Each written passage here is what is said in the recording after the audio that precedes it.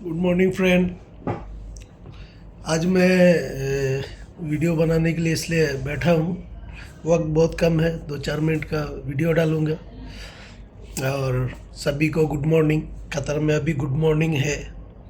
अभी 11:40 हो रहा है यहाँ पे। इंडिया में इंडिया में 2.5 घंटा ज़्यादा, यहाँ 11:40 है। तो वहाँ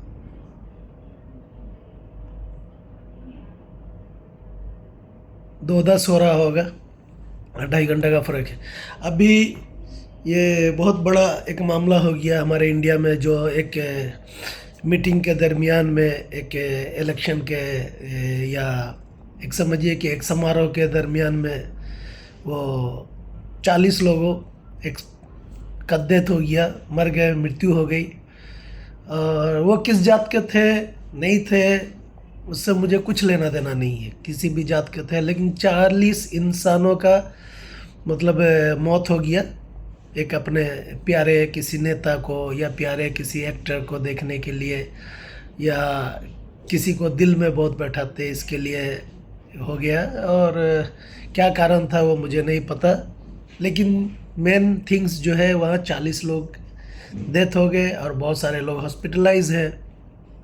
इसीलिए बड़ी बाज़ारों से भी बेज़रूरत बेप्रॉफिट बड़े बाज़ारों में, बड़े भीड़ों में, ज़्यादा ट्रैफिक के रास्तों में भी और ज़्यादा भीड़ की जगहों का इस्तेमाल ना करें।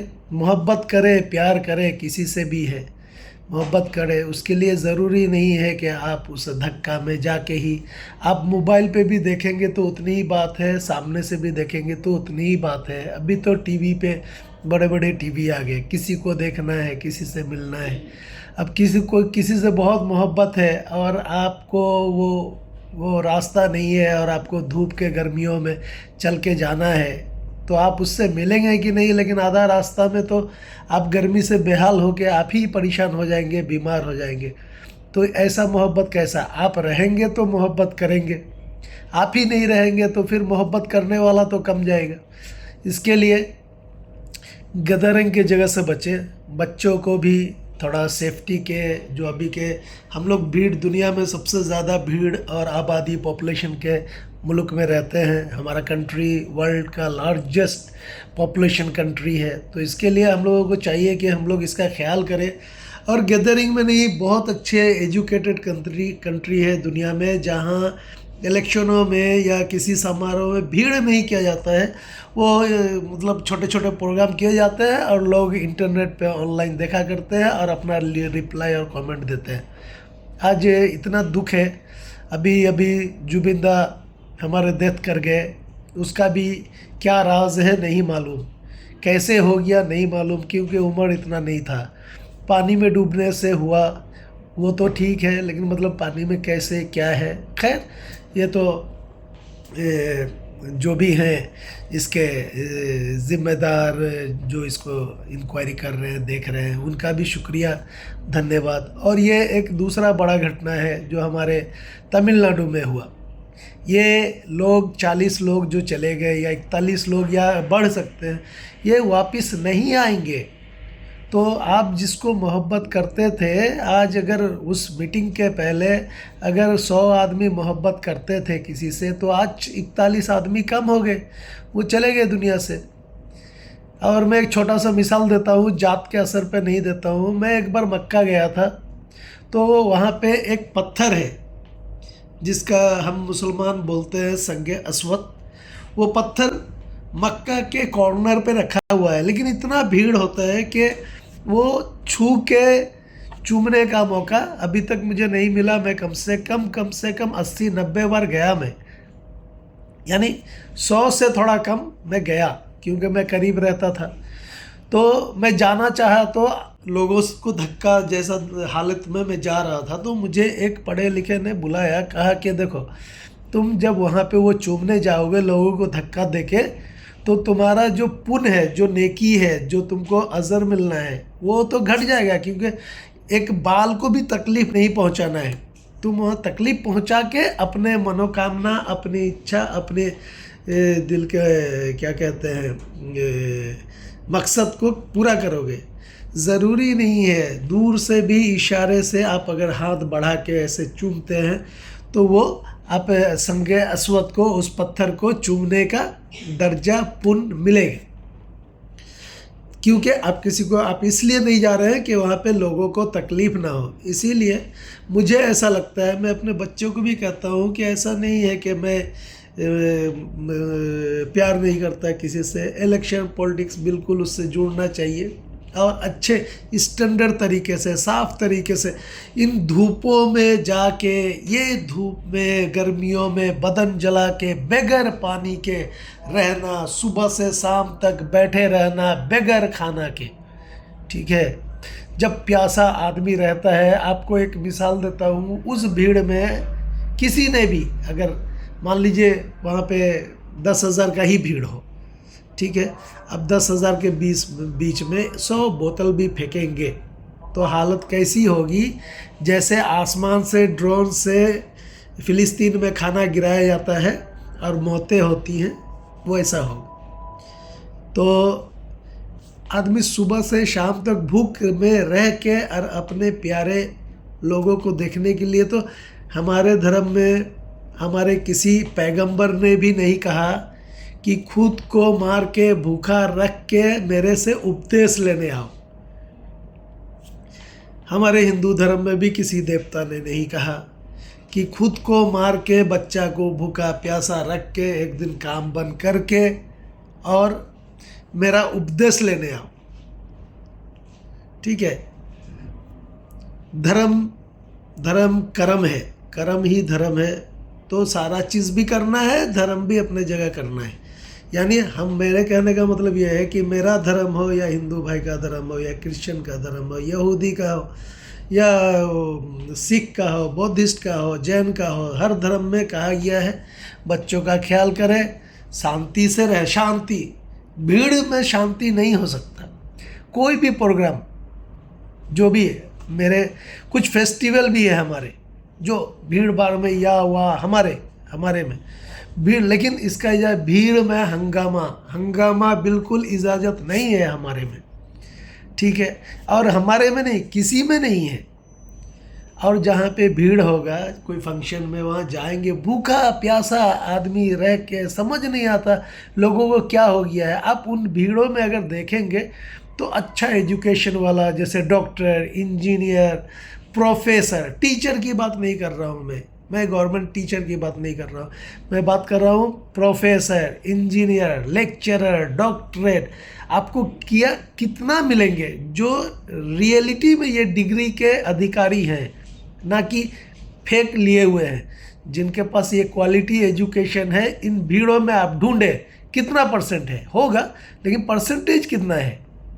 अब आप बोलेंगे कि इतने पढ़े लिखे लोग कितने परसेंट हैं ही। ओके, ठीक है, अगर हमारे बिहार में थोड़ा देर के लिए अगर 10% मास्टर डिग्री है तो ठीक है, उस भीड़ में आप देखें कितना परसेंट है। नहीं जाते, वो न्यूज़ देखते हैं, वो न्यूज़ के ज़रिए सारी चीज़ों को लेते हैं।